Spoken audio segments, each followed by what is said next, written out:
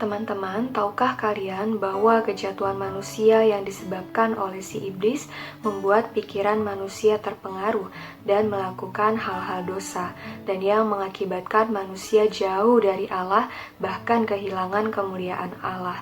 Maka dari itu manusia perlu suatu pertobatan, yang dimana pikiran manusia perlu dipalingkan kepada Allah sepenuhnya, dan sudah sepatutnya manusia harus mempersembahkan tubuhnya sebagai persembahannya hidup, karena Allah telah memberikan keselamatan kepada manusia, bahkan bukan hasil dari usaha manusia, melainkan pemberian Allah. Puji Tuhan atas kasih karunia atau keselamatan yang Tuhan berikan dengan cuma-cuma kepada kita. Amin. Teman-teman, mungkin di dalam keseharian kita ketika bangun pagi, kita punya tekad bahwa hari ini ingin melakukan hal-hal yang baik. Contohnya berdoa, membaca Alkitab, dan memuji Tuhan. Tapi terkadang hal tersebut berat untuk dilakukan. Mengapa? Karena kita manusia telah jatuh ke dalam dosa, dan secara tidak sadar tubuh kita telah dikuasai oleh dosa. Dalam Roma pasal 6 ayat 12 berkata, "Sebab itu hendaklah dosa jangan berkuasa lagi di dalam tubuhmu yang fana, supaya kamu jangan lagi menuruti keinginannya." Nah, dari ayat ini, kita harus belajar untuk menyerahkan tubuh kita kepada Allah. Seperti yang dikatakan dalam Roma pasal 6 ayat 13, agar tubuh kita tidak dikuasai oleh dosa yang membuat kita menuruti keinginan dosa. 1 Petrus pasal 5 ayat 8. Sadarlah dan berjaga-jagalah. Lawanmu si iblis, jalan keliling sama seperti singa yang mengaum-ngaum dan mencari orang yang dapat ditelannya.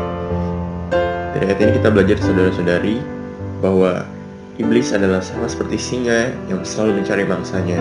Oleh karena itu, kita tidak boleh lengah dan selalu waspada dengan senantiasa memiliki roh yang membara dan memakai senjata perang kita, yaitu topeng keselamatan dan pedang roh.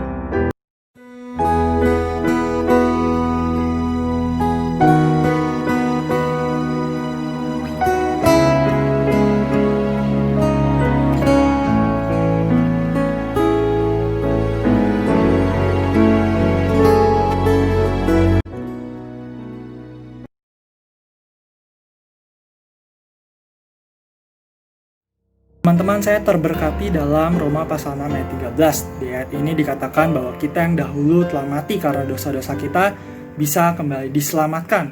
Bagaimana caranya? Kita mempersembahkan tubuh kita, padanya diri kita kepada Tuhan. Karena itu teman-teman, marilah kita kembali datang pada Tuhan, kita bertobat, terbuka kepadanya melalui kita membaca firman, berdoa. Maka Tuhan tidak hanya menyelamatkan kita, tapi Dia akan mengubah tubuh kita menjadi senjata-senjata kebenarannya. Haleluya! Tuhan, teman-teman, aplikasi yang dapat kita terapkan hari ini, kita perlu bersyukur atas keselamatan yang Tuhan berikan kepada kita. Kita perlu membuka hati kita untuk Tuhan dan datang kepadanya. Hari ini kita juga perlu terus berjaga-jaga agar tidak jatuh ke dalam dosa. Dengan memperkuat iman kita melalui kita berdoa, membaca Alkitab, membaca renungan-renungan rohani, maupun menghadiri pertemuan-pertemuan ibadah. Amin.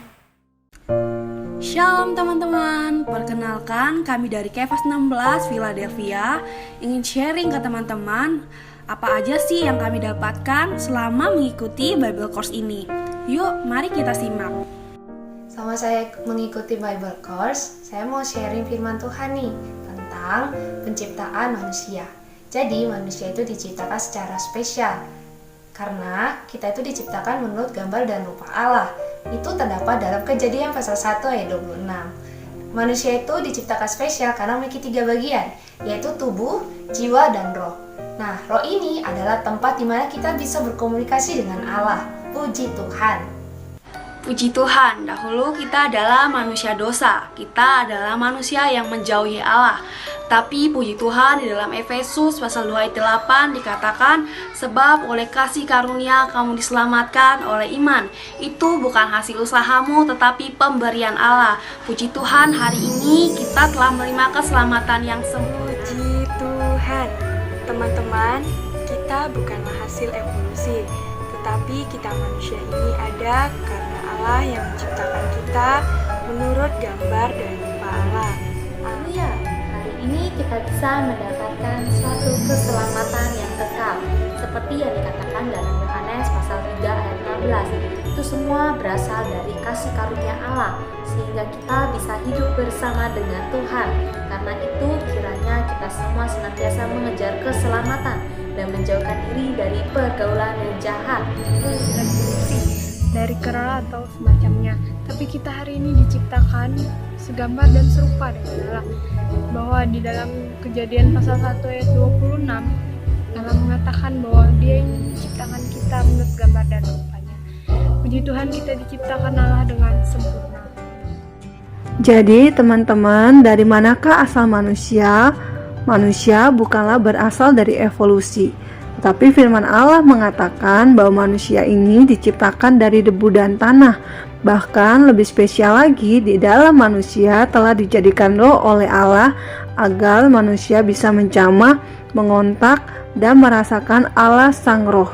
Tetapi manusia yang spesial ini telah jatuh ke dalam dosa, menyebabkan manusia tidak bisa melakukan hal yang baik. Manusia tidak bisa lagi mengekspresikan dan memuliakan Allah. Hanya satu jalan bagi kita untuk bisa kembali kepada kemuliaan Allah, tujuan Allah semula, yaitu kita perlu menjadi orang yang bertobat, berbalik kepada Allah, meninggalkan segala perkara yang jahat, kembali kepada Allah. Haleluya.